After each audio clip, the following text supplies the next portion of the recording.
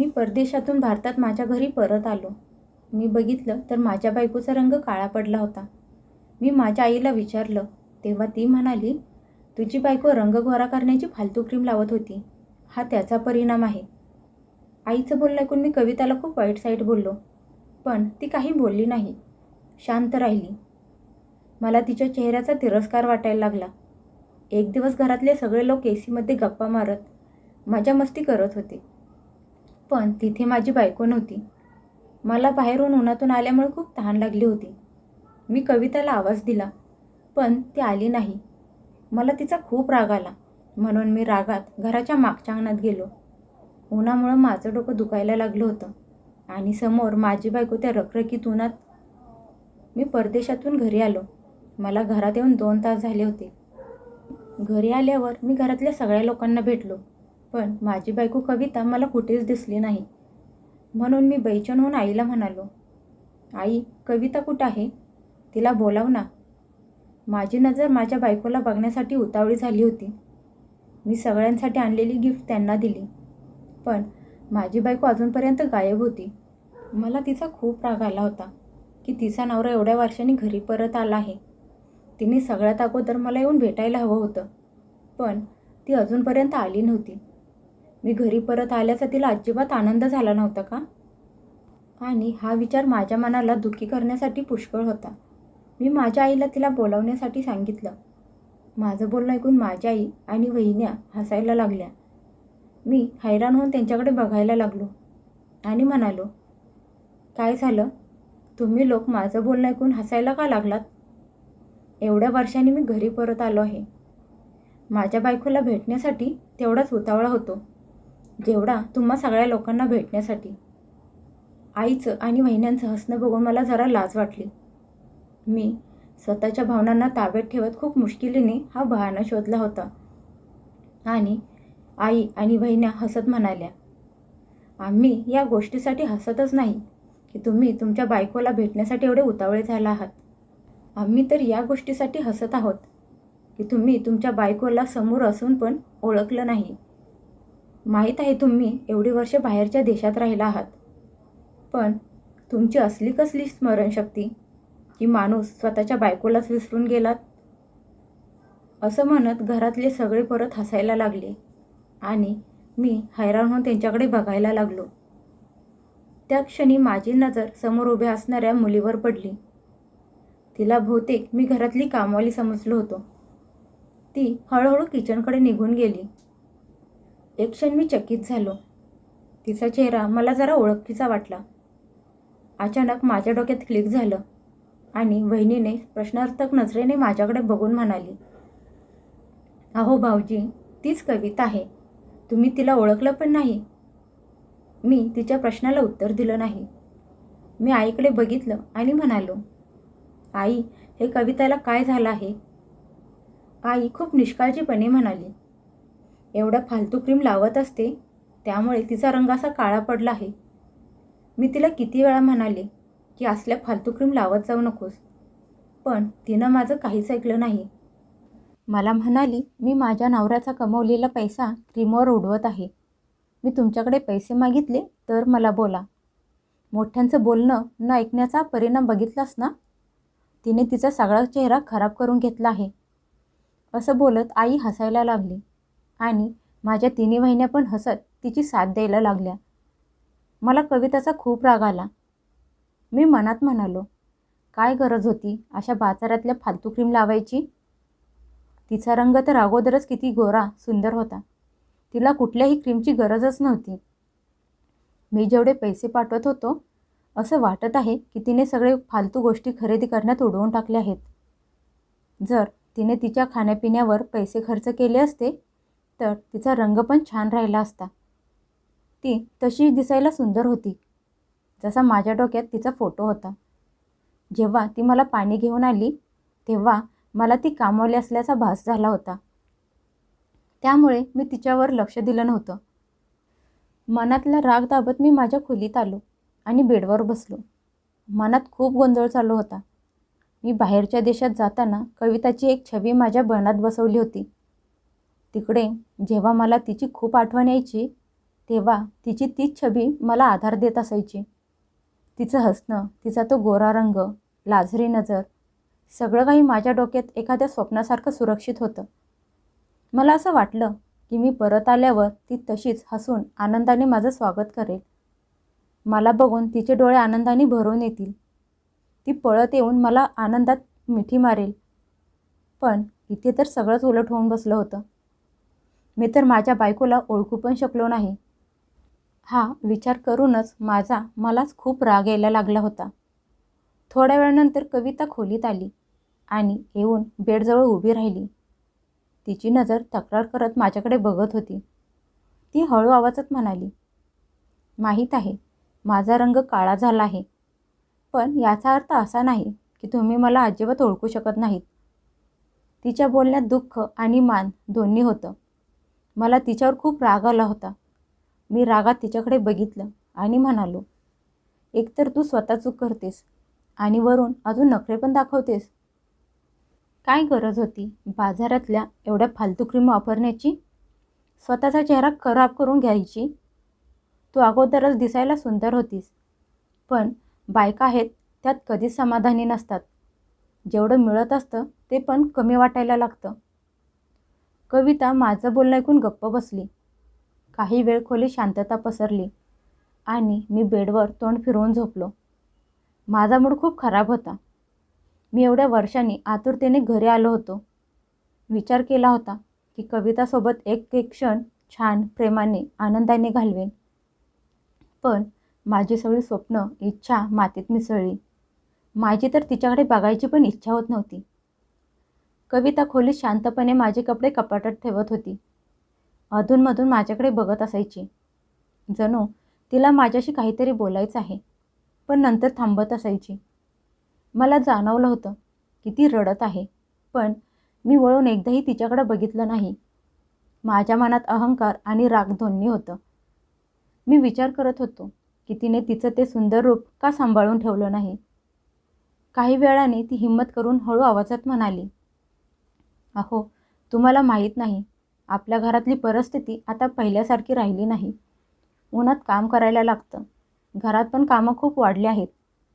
आईंची तब्येत पण सारखी खराब असते. मी एकटी सगळं सांभाळत आहे. क्रीम तर मी यासाठी लावत होते की तुम्हाला चांगलं वाटेल, तुम्ही खुश व्हाल. मला असं वाटत होतं की तुम्हाला असं वाटू नये की मी पहिल्यासारखी राहिली नाही. तिचा आवाज कापत होता. मी पहिल्यांदा तिच्याकडे लक्ष देऊन बघितलं. खरंच तिच्या चेहऱ्यावर थकवा स्पष्ट दिसत होता. डोळ्यांच्या खाली डाग पडले होते. हात खरबडीत झाले होते. पण तिच्या डोळ्यात माझ्यासाठी तेच जुनं प्रेम दिसत होतं. माझ्या मनात तिच्यासाठी दया आली, पण मी तिला जाणवून दिली नाही, कारण माझ्या मनात अजूनही अहंकार होता. कविता म्हणाली, तुम्हाला आठवत आहे का, तुम्ही जाताना मी काय बोलले होते की तुम्ही घरी लवकर परत या. तुम्ही बोललात होता की काही वर्षाची गोष्ट आहे, मग आपण कायम एकत्र सोबत राहू. पण वर्षात खूप काही बदलून जातं. मी पण बदलले आहे. बहुतेक वेळेसोबत सगळं काही बदलून गेलं. तिच्या बोलण्यात नाही तक्रार होती ना आरोप, फक्त एक सत्य होतं. मी तिला काहीच उत्तर दिलं नाही. माझ्या डोक्यात भूतकाळाचे दृश्य घुमत होते. ते दिवस जेव्हा मी आनंदात प्रेमाने हसत जगत होतो. छोट्या छोट्या गोष्टींवरून भांडत असायचो, मग एकमेकांना मनवण्याचा प्रयत्न करत असायचो. खरंच रंग बदलला तर सगळं काही बदलून जाऊ शकतं का? हा प्रश्न माझ्या मनात घुमत होता, पण मी तो स्वीकार करायला तयार नव्हतो. कविता बेडवर माझ्या बाजूला बसली आणि भरल्या आवाजात म्हणाली, अहो, मी रोज तुमचा फोटो बघून तुमची वाट बघत होते. विचार करत होते की तुम्ही आल्यावर मला बघून खुश व्हाल, पण जेव्हा आज आल्यावर तुम्ही मला ओळखलं पण नाही, तेव्हा मला असं वाटलं की मी कुठेतरी हरवले आहे. असं म्हणत ती शांत झाली. माझ्या मनात कुठेतरी तिचं बोलणं लागलं. तरी पण मी कठोर आवाजात म्हणालो, बस कर, आता मला आराम करायचा आहे. ती गपगुमान उठून खिडकीजवळ उभी राहिली. बाहेर अंधार पडायला लागला होता. खोलीत हलका उजेड होता. तिची सावली भिंतीवर पडली होती. अचानक मला जाणीव झाली की बहुतेक प्रॉब्लेम तिच्या बदलण्यामुळे नाही, तर माझ्या अपेक्षांमध्ये आहे. मी डोळे बंद करून पडलो मनात खूप राग होता. एक वेगळीच बेचैनी होती. कधी मनात असं आलं की कविताला जवळ बोलवून घ्यावं, तिच्याशी प्रेमानं बोलावं, पण इगो आडवा येत होता. तिच्यावरचा राग एवढ्या लवकर थोडीच मनातून जाणार होता. मला माहीत होतं हे इथे संपणार नाही. कविता उभी होती आणि मी मनात विचार करत होतो. एवढ्या वर्षांचा दुराव्याने आमच्या दोघांना किती बदललं होतं. खोलीत शांतता होती. आज मला पहिल्यांदा जाणवलं होतं की बाहेरच्या देशातून परत येणं सोपं होतं, पण मनातलं अंतर मिटवणं बहुतेक तेवढंच सोपं नव्हतं. आमच्या दोघांच्यामध्ये एक अबोल भिंत उभी राहिली होती. मी मनात ठरवलं होतं की कवितावर जास्त लक्ष द्यायचं नाही. असं करून मला असं वाटत होतं की माझ्या मनातला राग कमी होईल किंवा ती स्वतः समजून जाईल की मी तिच्यावर नाराज आहे. सकाळी मी उठलो तर ती बेडवर नव्हती. मला माहीत होतं की ती पहाटे लवकर उठत असायची आणि सरळ मागच्या अंगणात जायची, जिथे घरातली कामं तिची वाट बघत असायची. कधी कधी भांड्यांचा आवाज यायचा, कधी कधी चुलीच्या धुरामुळे खोकल्याचा आवाज यायचा, पण मी या सगळ्याकडे बघून न बघितल्यासारखं करत असायचो. मी एकतर खोलीत झोपलेला असायचो किंवा फोनमध्ये बिझी असायचो. आई चहा घेऊन यायची. कविता माझ्यासमोर यायची.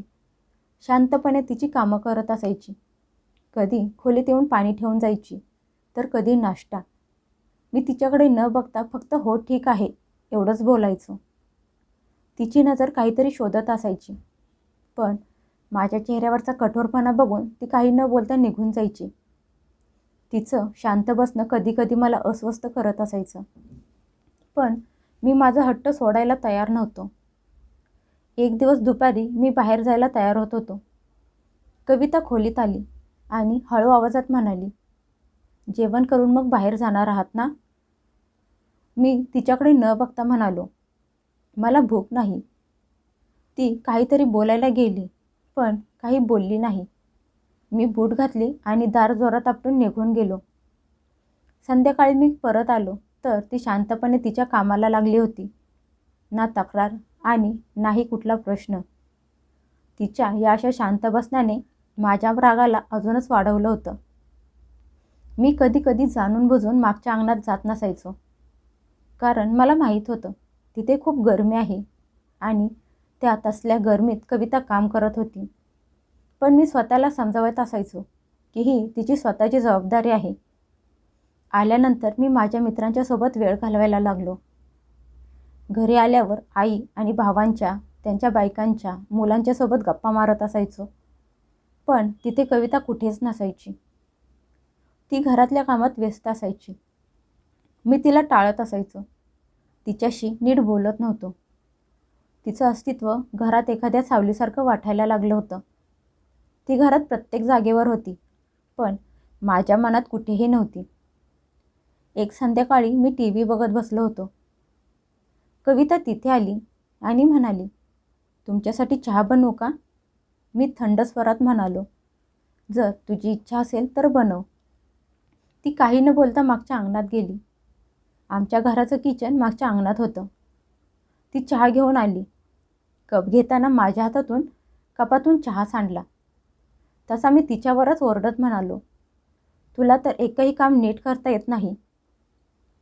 ती घाबरून मागे सरकली आणि फक्त एवढंच म्हणाली, मला माफ करा. तिच्या आवाजात नाही स्पष्टीकरण होतं, नाही तक्रार, फक्त एक थकवा होता. मी नजर फिरवली. दुसरा अपघात तेव्हा झाला जेव्हा मी तिला माझे कपडे मागितले होते. त्यावेळी ती मागे काम करत होती आणि तिला खोलीत यायला थोडा उशीर झाला. म्हणून मी रागात मोठ्या आवाजात ओरडत म्हणालो, कविता, तुला ऐकायला येत नाही का? ती हातातलं काम सोडून पळत पळत खोलीत आली आणि कपडे माझ्यासमोर ठेवले.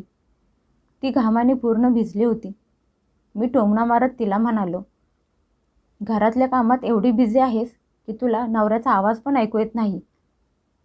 ती खाली मान घालून म्हणाली, पुढच्या वेळी असं होणार नाही, आणि तिथून निघून गेली. तिचं ते शांत बसणं कधी कधी मला विचार करायला भाग पाडत असायचं. माझी इच्छा असायची की तिने उत्तर द्यावं, माझ्याशी भांडण करावं, वाद घालावा, म्हणजे माझा सगळा राग बाहेर येईल. पण ती प्रत्येक वेळी शांत बसायची. जणू तिनं ठरवलं होतं की आता काही बोलायचं नाही. तिच्या चेहऱ्यावर गंभीरपणा आला होता. अगोदर ती छोट्या छोट्या गोष्टींवर हसत असायची, चेष्टा मस्करी करत असायची. पण आता ती एकदम शांत झाली होती. दिवस पुढे निघून जात होते. मला जाणवलं की घरात सगळं पहिल्यासारखं चालू आहे, पण आमच्या नवरा बायकोंमधलं अंतर वाढायला लागलं आहे. मी कधीच मागच्या अंगणात बघायला गेलो नाही की ती तिथे काय काम करते. माझ्या मनात एकच हट्ट होता की मला तिची अजिबात पर्वा नाही. पण कधी कधी रात्रीच्या वेळी भांड्यांचा आवाज ऐकू आला की माझ्या मनात थोडंसं दुःख व्हायचं, पण मी ते दाबून टाकत असायचो. एकदा मी रात्री उशिरा खोलीत आलो. बघितलं तर कविता अगोदरच झोपली होती. तिच्या हातांवर खरचटल्याची जखम होती. मी जरा लक्षपूर्वक बघितलं आणि मग लगेच नजर हटवली. हळूहळू आमच्या दोघांच्यातला दुरावा अजूनच वाढू लागला. रोज सकाळी ती लवकर उठायची, मागच्या खोलीत जायची आणि कामावरून रात्री झोपायची. मी तिच्याजवळ असूनसुद्धा लांब होतो. मी विचार करायचो की बहुतेक तीच बदलली आहे, पण आतून माझं मन मला सांगायचं की कुठेतरी मीच तिच्यासाठी माझ्या मनाचे दार बंद केलं आहे. पण माझा इगो प्रत्येक वेळी आडवा येत होता. दिवस असेच निघून जात होते. मी तिला बघून पण न बघितल्यासारखं करत होतो आणि तिने पण हे स्वीकार केलं होतं. आमच्या दोघातली ही शांतताच खूप भयानक होती आणि याचा प्रत्यय मला लवकरच आला. दुपारचं भयानक ऊन बाहेर आग ओकत होतं. आज पहिल्यांदा मी मागच्या बाजूला गेलो नव्हे, मला माझा अंतरात्मा तिकडे खेचून घेऊन गेला होता. मी हळूच दार उघडलं तर गरम हवा माझ्या तोंडावर आली. एक क्षण माझा श्वास गुदमरला. माझी पावलं तिथेच थांबली. कविता तिथे चुलीजवळ बसली होती. तिचा चेहरा घामाने भिजला होता, हात पिठाने भरले होते आणि डोळ्याखाली काळे वर्तुळं.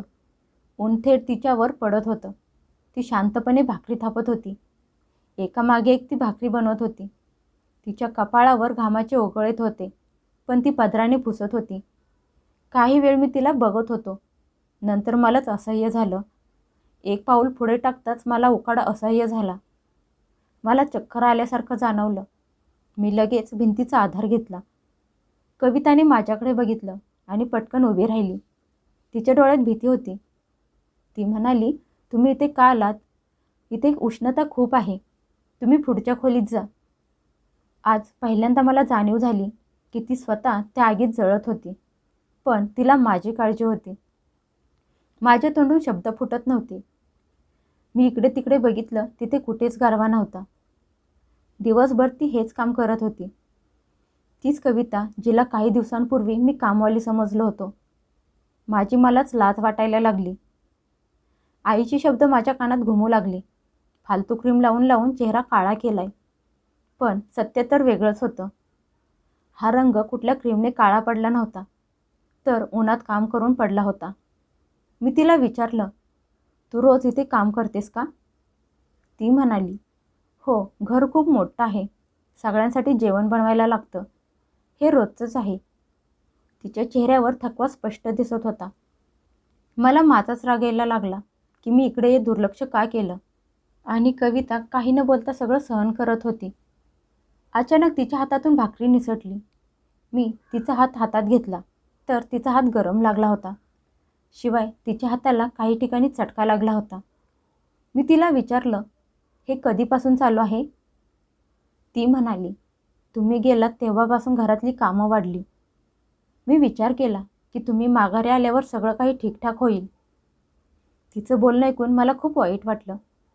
मी परदेशात काम करत राहिलो आणि माझी बायको एकटी घरात सगळ्यांची सेवा करत राहिली.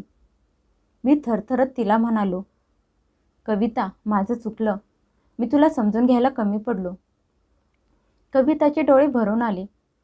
ती म्हणाली, मी कधीच कुठलीच तक्रार केली नाही.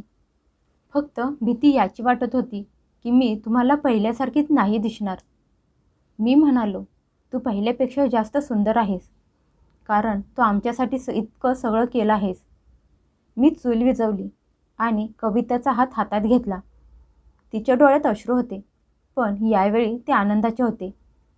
पुढच्या खोलीतून आईचा आवाज आला, कविता, भाकरी झाल्या का नाही अजून? आज पहिल्यांदा मी मोठ्या आवाजात म्हणालो, आज बास, आता कविता आराम करणार. हे ऐकताच कविता माझ्याकडे आश्चर्याने बघू लागली. तिच्या डोळ्यात आश्चर्य आणि आनंद दोन्ही होतं. मी तिचा हात पकडला आणि तिथून जवळ सावलीत घेऊन गेलो. मला अचानक जाणीव झाली की मी परदेशातून येताना फक्त शरीर घेऊन आलो होतो, मन नाही. पण आज त्या रखरखत्या उन्हात माझं मन मला पुन्हा भेटलं. मी हळूच म्हणालो, तुझा रंग नाही बदलला कविता, माझी नजर बदलली आहे. ती गालातल्या गालात हळूच हसली. तेच हसू जे इतकी वर्ष मी आठवून जपून ठेवलं होतं. त्याचवेळी मला जाणीव झाली की प्रेम चेहऱ्यावर नाही तर मनावर करायचं असतं.